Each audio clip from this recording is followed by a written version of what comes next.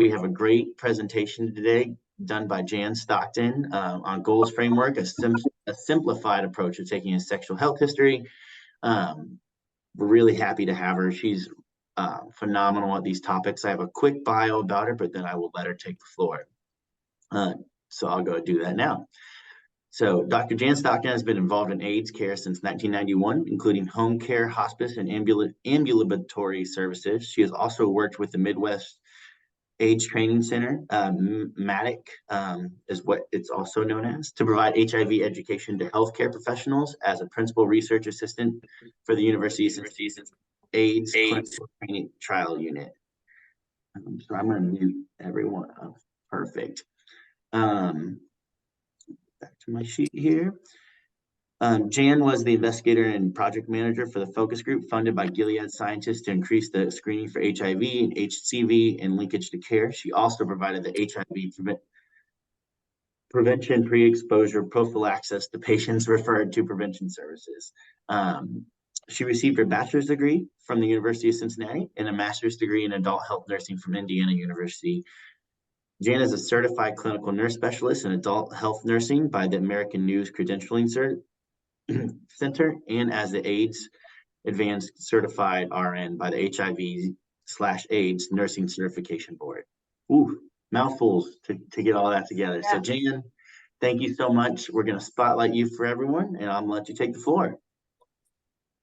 Okay, thank you very much. And so everybody that I don't see a complete list of everybody being in the room. So Gage, if you could just check and make sure that everybody who has wanted to be admitted is here, that would be great.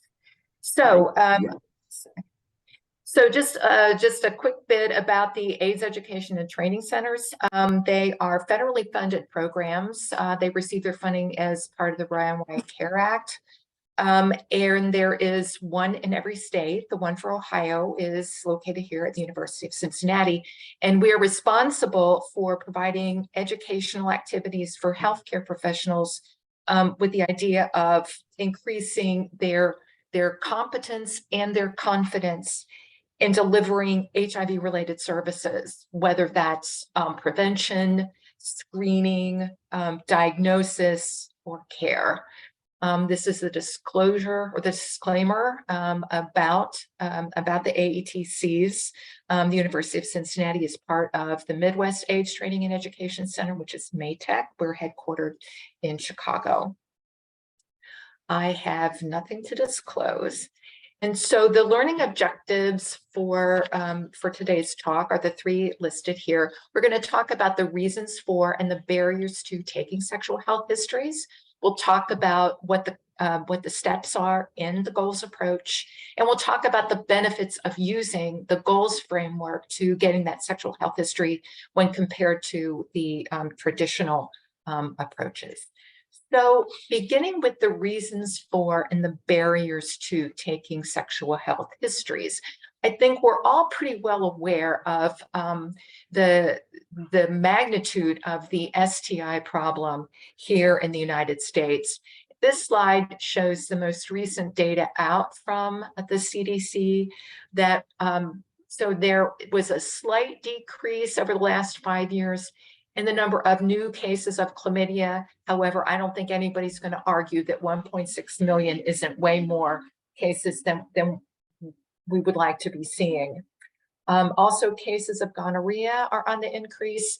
And we saw with the most recent STI treatment guidelines, there are changes made in recommendations for treating both chlamydia and gonorrhea because we're seeing more problems with antibiotic-resistant disease.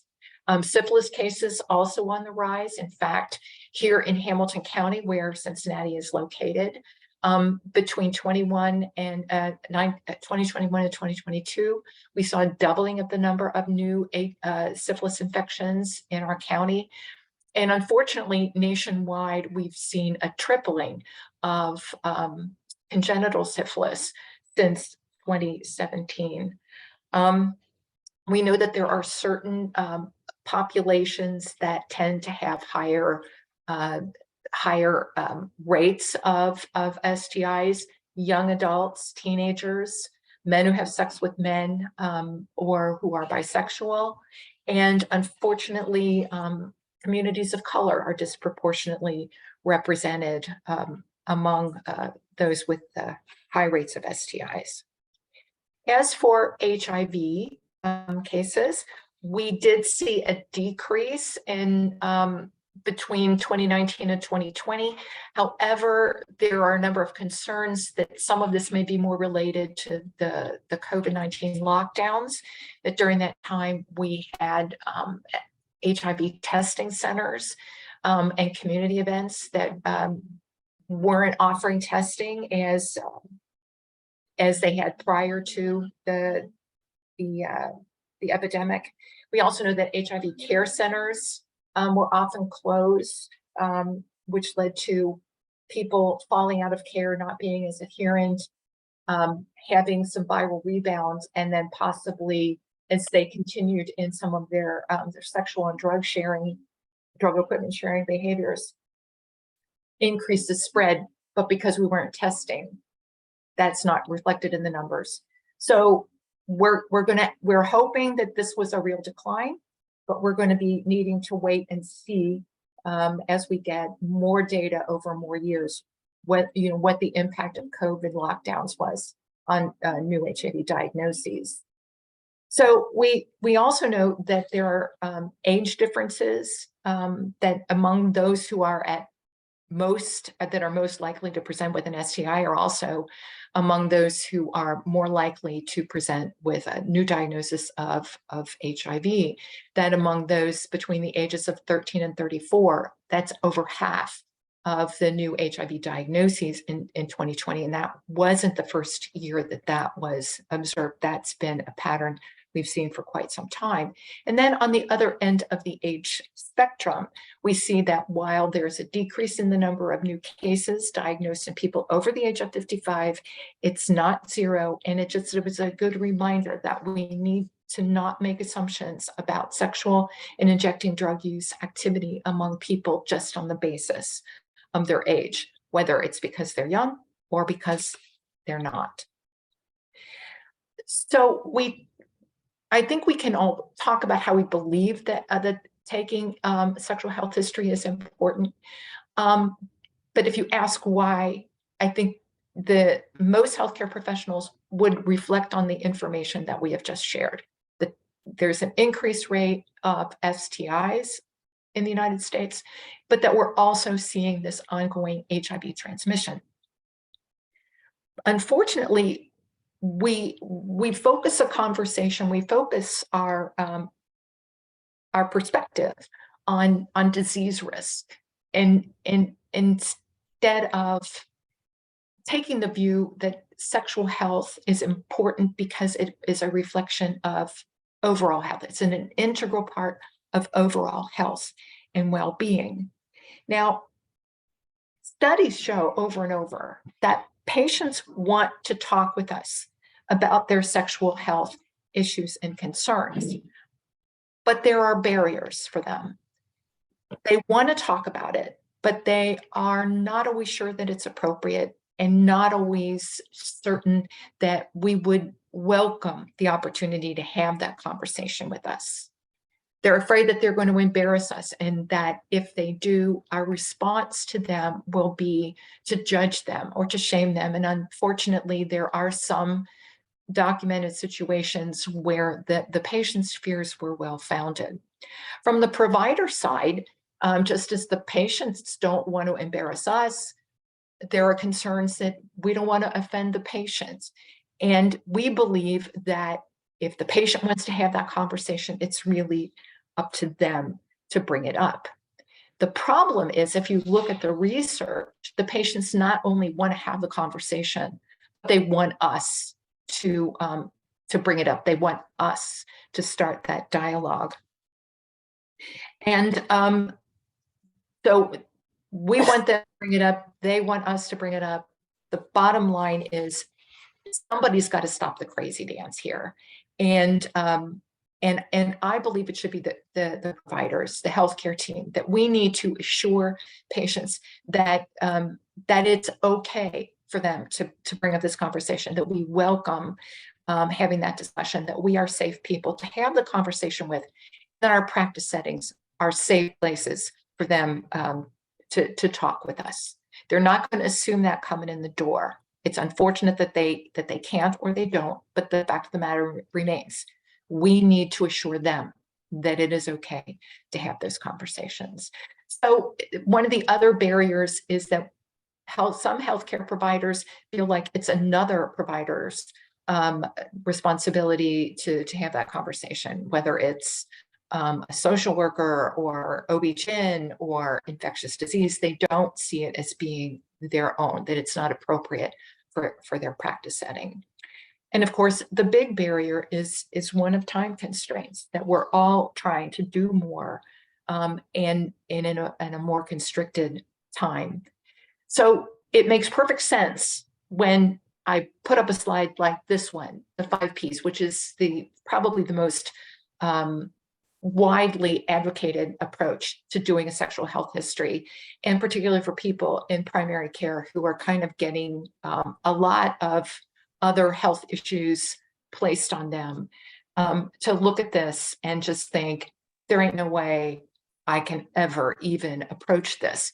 And so the fallback position is then we don't do it at all. We don't offer any alternatives to this to make it easier for people to actually get these conversations going. So to just kind of summarize what some of the problems are with the standard or traditional sexual health history, in addition to being lengthy, it's scripted, it's awkward, and some of the issues that are encouraged for discussion in those scripts can be perceived by patients and providers both as being intrusive. When we have these conversations, we need to make sure that as we bring it up, that we're bringing it up in a way that we're comfortable with, because if we're not comfortable with the scripting, the verbiage that's recommended, that's going to come across to the patient, and they're not going to be comfortable giving us honest answers. And as a result, I mean, nobody wins here. The patient doesn't have a chance to share what is a concern for them, and we miss out on an opportunity to get information we probably need in order to be most effective in providing care for the patients. Some of the issues and questions that are on that sexual health history, the traditional approach, they're not relevant to the care that we're going to be giving. They're risk focused rather than health centered, and the way that comes across to people may be the offensive part. And then they're provider directed instead of being patient centered. And this is where I really see the goals approach as really being beneficial. So the goals approach to sexual health taking was developed by Dr. Sarit Gala, who is on faculty at Hunter College at City University in New York. She had some firsthand experiences working at an STI care center, and came away believing that the traditional or the standard approach to sexual health assessments don't always set the stage for getting the information that we as healthcare professionals need in order to put together an optimum health plan of care for the patient. So she, with her team, developed goals as an evidence-based approach that seeks to streamline the sexual health history conversation by getting rid of all of those boxes and multiple questions that we saw on the slide of the 5 Ps, and that we focus instead on obtaining the information that we need to put together a good sexual health plan of care. And in that, we would be increasing the routine STI and HIV screenings that we do, as well as having conversations about biomedical prevention, whether it's STIs or HIV, talking about contraception and pregnancy planning education. And by engaging the patient in these discussions, we would then hopefully be able to increase their interest and their motivation in developing better sexual health practices. And bottom line here is enhancing that patient-provider relationship and just building trust, helping to communicate that message that I am a safe person and my practice setting is a safe place to have conversations and discuss issues that are of a sensitive nature, things that are difficult and sometimes painful, but important to discuss. So the goals approach is made up of 5 steps. With number 1, giving a preamble that emphasizes sexual health, not sexual risk, offering opt-out HIV and STI testing and information, asking open-ended questions, and then listening for information that is relevant to our developing that plan of care. And then asking additional questions to kind of help fill in the blanks. And then finally, suggesting a course of action. So we'll go through these one by one, beginning with giving that preamble that emphasizes sexual health. First of all, you want to prepare them for the discussion because chances are this isn't anything that's ever come up before, at least in those practices, I believe that would be safe to say. The next thing is that you do want to focus on health and not on risk. Because when we talk about risk for STIs, risk for HIV, people can feel like they're being stigmatized or judged when that's really not our intent at all. We want to bring this forward as a sexual health discussion because patients will hear it, they will receive it in a very different way than if we're talking to them about sexual risk. And we also want to communicate to the patient that sexual health is a normal part of overall health and well-being, and that we should be including it in our discussions of health and wellness. So a sample statement that you could consider would be, I believe that sexual health is an important part of overall health. So I want to be sure to address any sexual health questions or concerns that you have while you're here today. So kind of looking at the statement, you can see that twice a message of sexual health is stated. And you want to emphasize that this is the direction you want to take. And that also you're talking about questions and concerns that the patient has, that this is not about just completing a checklist in the EMR, but you want to center this discussion around what the patient is interested in sharing with you around their sexual health. The second step is offering opt-out STI and HIV testing, and you offer this to all patients.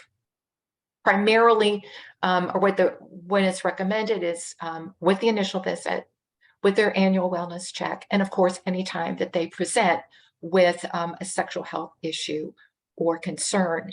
And by talking about the fact that you offer it to all patients, you make it clear to that person sitting in front of you that it is not just about them or something that you believe about them, but this is something that you make available to everyone who presents to care. Again, focusing on sexual health and offering it to all patients.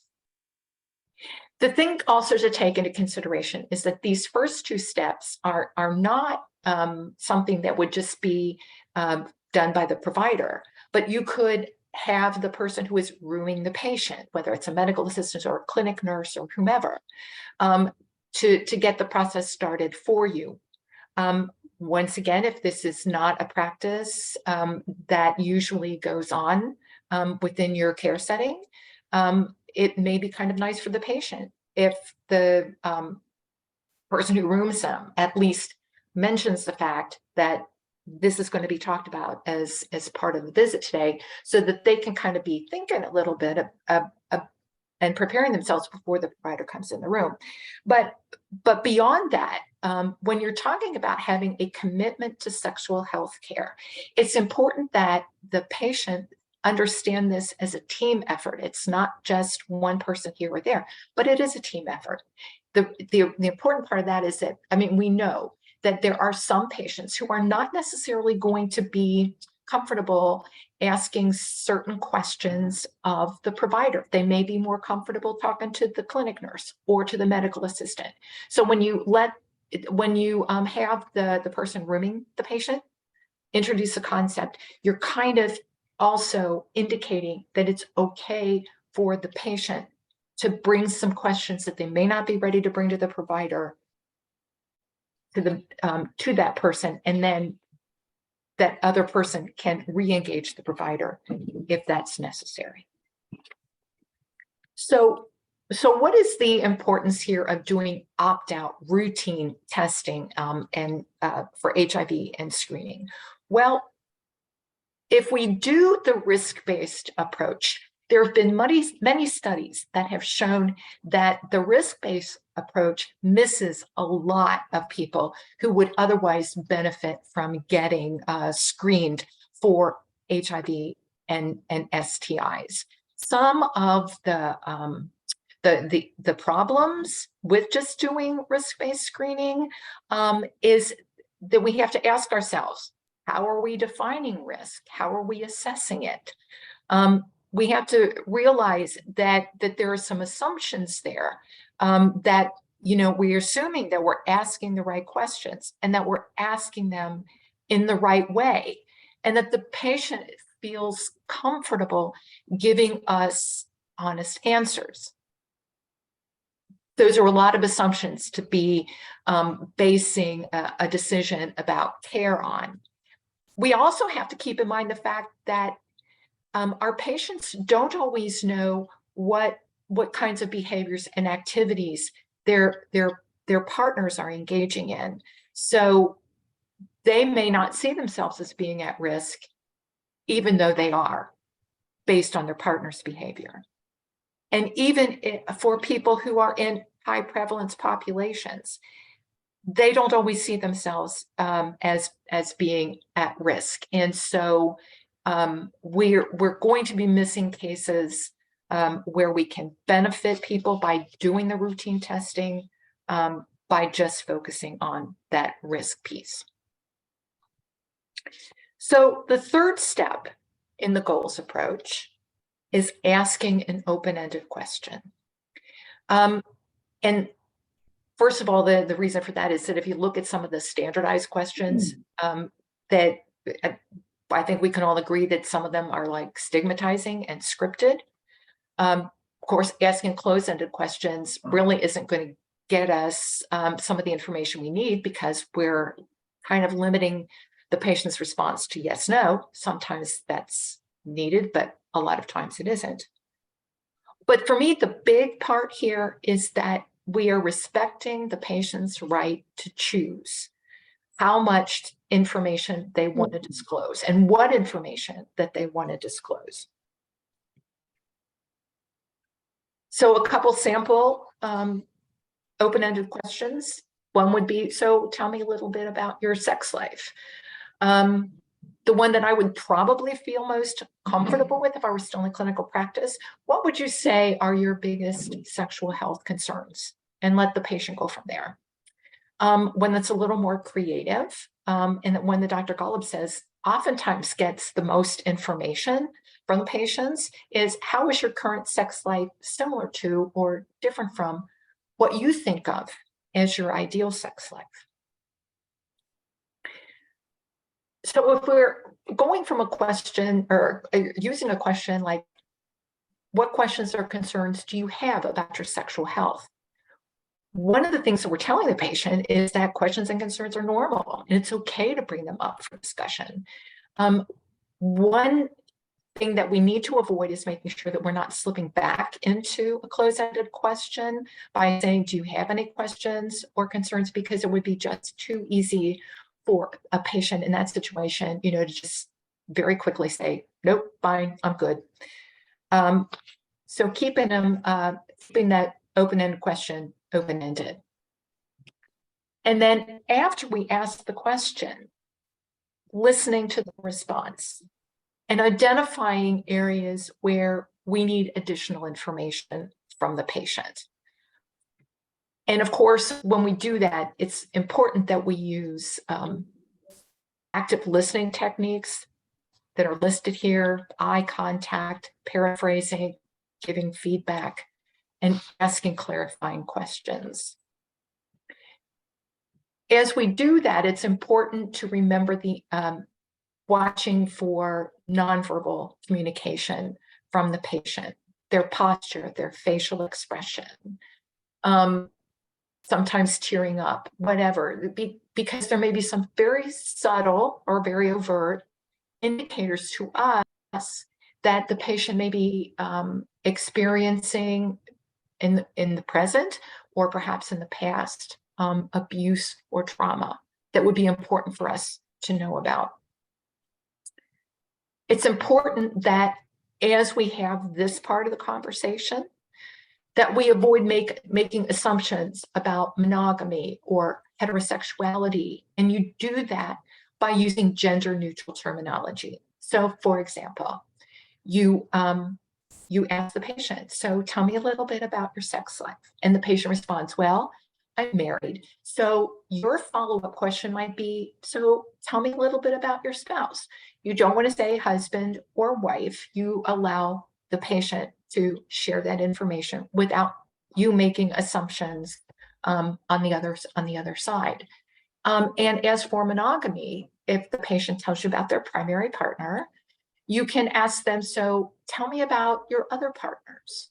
And what that says to the patient is that you understand that not everybody's monogamous, and if they're not, it's okay with you to say that. But it will be important for you to have that kind of information as you're establishing their sexual health plan of care.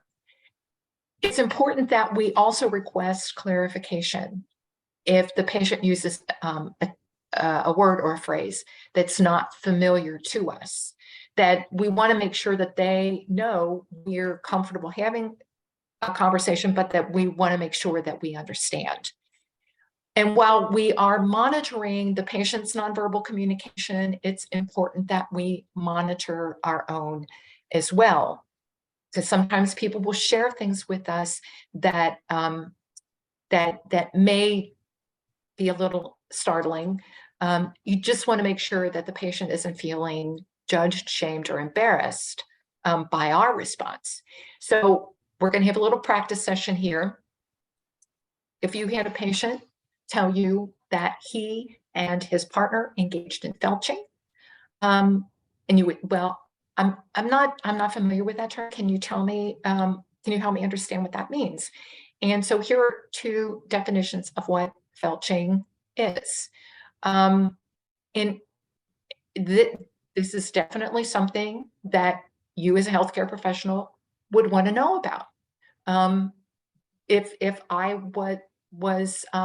was told this by one of my patients, I would want to make sure that I absolutely knew what their hepatitis A status was, what their hepatitis B status was, and I would be sure that I would be getting an oropharyngeal swab for gonorrhea and chlamydia. So even some things that may be a little uncomfortable for us to listen to, it's still important because it will have an impact on the plan of care that we develop for the patient. So comparing the approach so far using goals to what we would traditionally use being the 5 Ps, you can see here that you actually can get to a lot of the same information that you do using the 5 Ps approach, except you're not going through all the boxes and asking all the questions. In fact, you can see 4 of the 5 Ps listed here. The only one that's not included here is prior STIs. And as you're going through with the patient what STIs you will be checking for, you could potentially even ask if they'd ever been checked for STIs or had they ever been tested positive. So the final step is to suggest a course of action. And with this last step, you kind of circle back to the previous four. When you're talking about doing the comprehensive STI and HIV screening, you're going back to the fact that you talked about sexual health, and that as part of sexual health, you offer HIV and STI screening to everybody. And then when you talk about providing information and resources, you go back to that open-ended question that you asked and all of the responses that you listened to from the patient and the things that you picked up on them as being the areas of greatest concern or interest for them. So, sample statements here. As we talked about earlier, I'd like to get some routine sexual health tests as part of today's visit. So that would be, and you would tell them what it is, HIV and syphilis through a blood test, plus gonorrhea, chlamydia through urine, oropharyngeal swab, and an anorectal swab. Then you would also make sure that they understood how long it takes to get those test results back, and make sure that you have a plan in place for how you're going to get those results communicated to them. If you're working in a setting where people are homeless or don't have reliable phone contacts, it's really important for them to have that plan in place so that they know what their results are and you are able to give the appropriate follow-up. I would also like to give you some additional information on, and then you go into the issues that are matters of concern that you discussed with them earlier. For PrEP, Centers for Disease Control, Health and Human Services, in the 2021 updates to the PrEP guidelines, now recommend that we share information about PrEP for all sexually active persons. We can't assume that they know, and they can't assume that that they're not. Sorry, I just went blank. Or that they see it as being appropriate to them. Some people believe that if you're not a man who has sex with other men, that PrEP is not indicated for you, and that is not true. So share the information and allow the person to ask follow-up questions and make a decision about it for themselves. They may decide that they don't need the information, but they know somebody else who could benefit from it. Information on contraception and pregnancy planning, and also referral for other services. For example, if they tell you that they have pain with intercourse, or if they have erectile dysfunction, that you would be able to make the referrals for them. And as the last section of our presentation today, talking about the benefits of using the goals framework, but as opposed to the traditional approach. And I think if you just want to summarize it in one sentence, it is that it focuses on the benefits of sexual health care. That if you look at the research on provider barriers to taking sexual health histories, it's really interesting. The results are the same as the studies that ask why providers don't do routine HIV screening, why they don't have discussions with their patients about PrEP, why do they not screen for intimate partner violence. The responses that repeatedly come up are, I'm not sure how to start the conversation. I don't want to offend my patient. I'm not sure it's appropriate for my practice setting, and I don't have time. And the beauties that I see with taking the goals framework and focusing on the benefits of sexual health care, rather than approaching it from a sexual risk standpoint, is that goals addresses all these barriers that providers identify when they're asked why they don't provide these other types of sexual health services. First of all, the goals approach shows us how to avoid using those terms and phrases that may be offensive or off-putting to our patients, helps us find better ways of asking those questions and bringing them up. It eliminates asking about sexual matters that don't contribute to the sexual health plan of care. And let me give you an example from my own practice.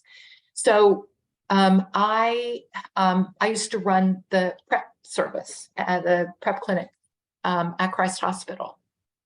And I used the 5Ps approach when I was doing my sexual health assessments for my patients.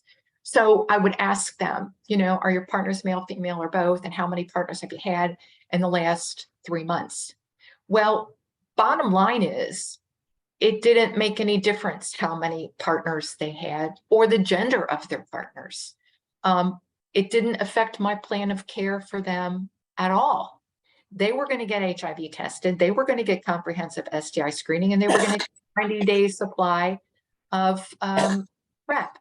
Now, yes, I would talk with them about making sure that they were being, you know, aware of their surroundings, and that not everybody was a safe person, that, you know, people they meet in the bar. I mean, those conversations, but in terms of my overall plan of care, didn't affect the plan of care at all. What I recommended for the people was the same, whether they had 2 partners in the last 3 months or 102.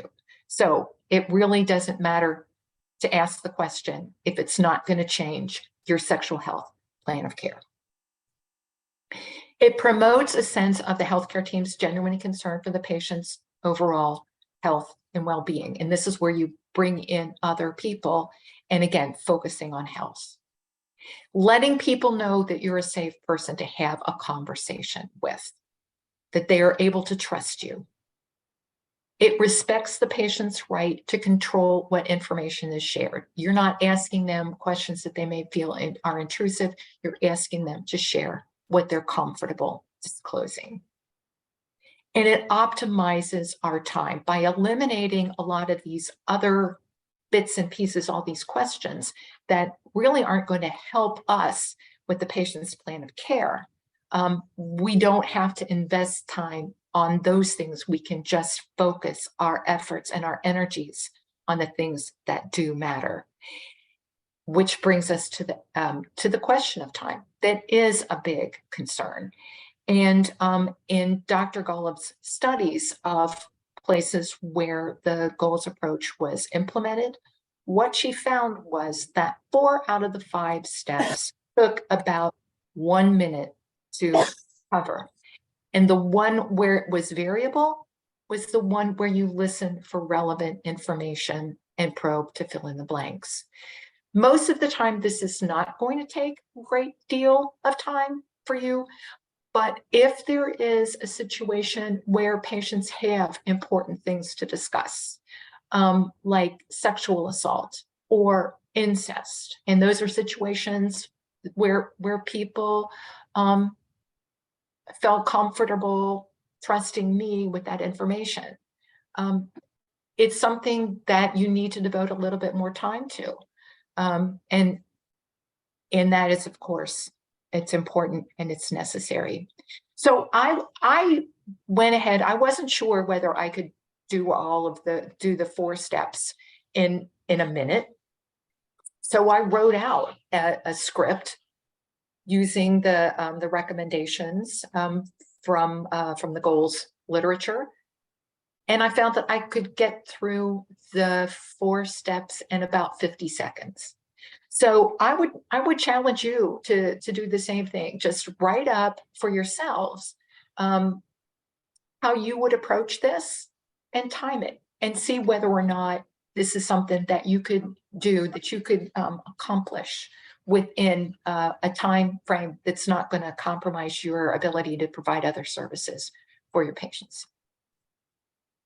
So I want to share with you this this handout. It's the video program that I attended and that introduced me to the goals approach. You will be getting this handout along with your CNE certificate after you fill out your evaluation. You can access the training with the Southeast AIDS Education and Training Center, either through the QR code or the link at the bottom of the page. There is also some written guidelines that might be helpful for you and for your colleagues. And a copy of this will come with your CNA certificate. There are a number of national curricula that are available online for free. And this is one of them, the National STD curriculum. So if you're not sure what tests should be routinely offered for patients who are coming for care, you can get that information here. It's got free CE, and since all of us RNs are needing to renew our license, if you are in need of CE credit, this would be an excellent place to go to get some of those updates. And these are the topics that they cover in the STD curriculum. So I'm going to just open for questions right now. Just want to share with you the link to the evaluation. It can be accessed either by the link or by the QR code. If you've not attended an event with MATEC, with Midwest AIDS Training and Education Center, you might have to set up an account, which isn't a lengthy process to do. But once you set up the account, you will be able to access the evaluation. I will be giving you my email address at the end of this presentation. So if you have difficulty either with the link or the QR code, please let me know. And I will be happy to share a print copy of the evaluation for you so that you can get your CE credit. So if you wanted to type questions in or raise your hand or speak up, if you have any questions or anything you'd like to share. And I'm gonna, well, no, I'll just leave this up for a little bit longer in case people want to access the evaluation. So Gage, are you seeing any questions in the chat or? I do not see any questions in the chat, nor do I see, I don't know if Kathy's trying to say anything. I just want to make sure because I saw you messing with your screen, but I think I don't see any. No, I'm not. I'm just wondering about the evaluation. So you can access it electronically. You're on your iPad. Yeah. So I will be sending out a PowerPoint of the of my slides. Okay. Or Gage, can you do? Yeah. Can you I'll do that handle because you've got people who are registered? Okay, and Absolutely. you'll be able to access the QR code that way or the link that way. Thank you. Helpful. Yeah, if you just fill that out, we'll make sure that you get your CE certificate as well. That will come from Jan. She will put that together for you. So if you have any questions there, and you can obviously reach out to me and I'll make sure it gets to Jan if you don't have her contact information as well. But that would be the kind of next steps after this is just doing that survey, and then we'll send you the CE certificate from there. Are there any other questions for Jan while we still have her on the call? Thank you so much for doing this. So I'm sorry, was somebody gonna ask a question? I had a question, Gage and Jan. Okay. Yes. This is Jennifer Blizzard. I'm a 2016 grad from the University of Cincinnati in the College of Nursing. Thank you so much for talking about what I think is really important. And as you mentioned, not always considered part of the overall health of patients. I think it was really important that you talked about how to ask open-ended questions in situations where the institution does have kind of black and white, yes or no questions. Once those open-ended questions are asked, how would you recommend changing directions and asking those more survey black and white questions? Well, I think if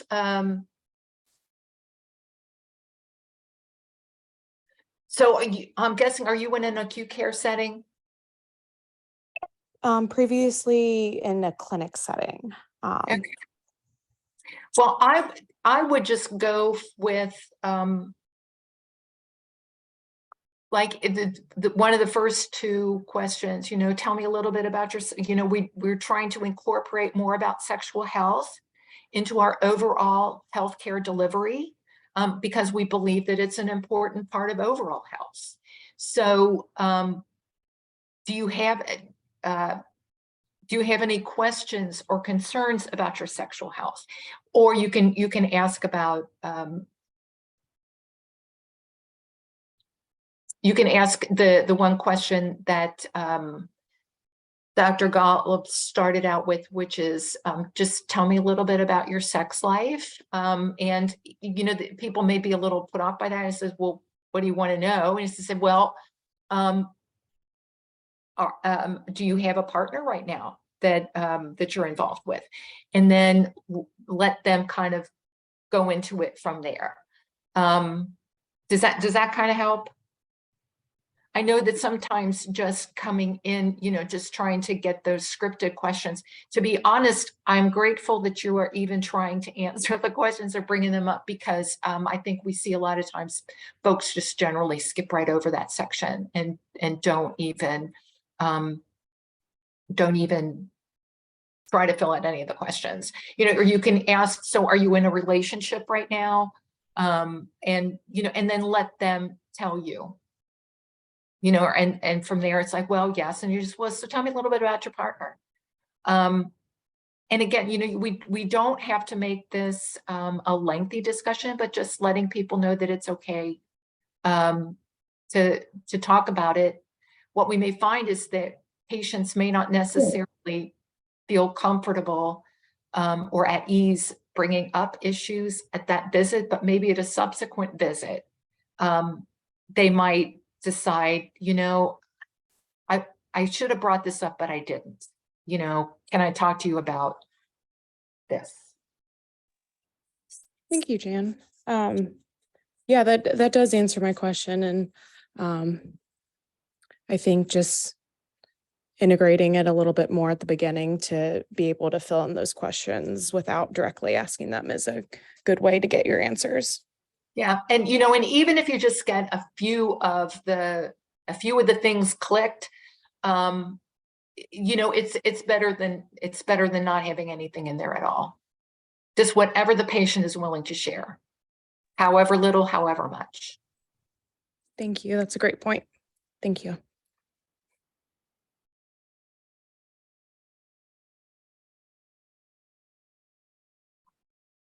So were there any other questions?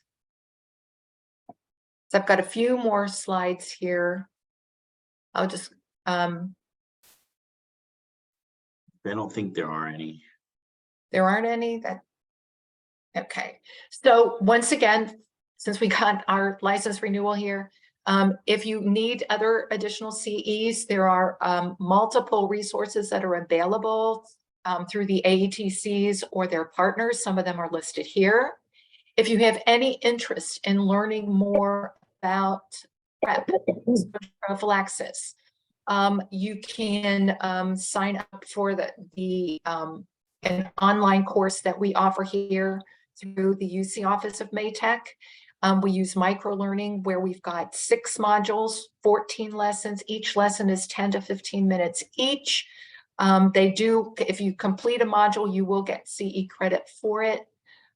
We will be doing some updates to the course in July. We'll be adding a lesson on goals to module 6, because right now the only one that's in there is using the 5 Ps. So we're definitely got to get that updated. And we will be adding a new module 7, which we're talking about going from non-occupational post-exposure prophylaxis, or NPEP, to PrEP. And then also how to care for someone who becomes acutely infected on PrEP. But you can take any or all of the modules that you want. You can just access it through the QR code. And I promised I would give you my contact information, and it is here. Please feel free to contact me if you have any questions about either taking a sexual health history or about HIV prevention, diagnosis, or care. More than happy to be available to you. Thank you so much, Jan. Really quick, there are a couple questions now. There was one that said, could you please post the previous slide with the CE you offered? I believe he is talking about the QR code one. So this one? Or the other one, I think, I don't know for sure. Okay, so this one, everybody who's signed up will be getting a copy of this. In addition to, I mean, it's going to be in the slide set, but you will also get a separate issue of this.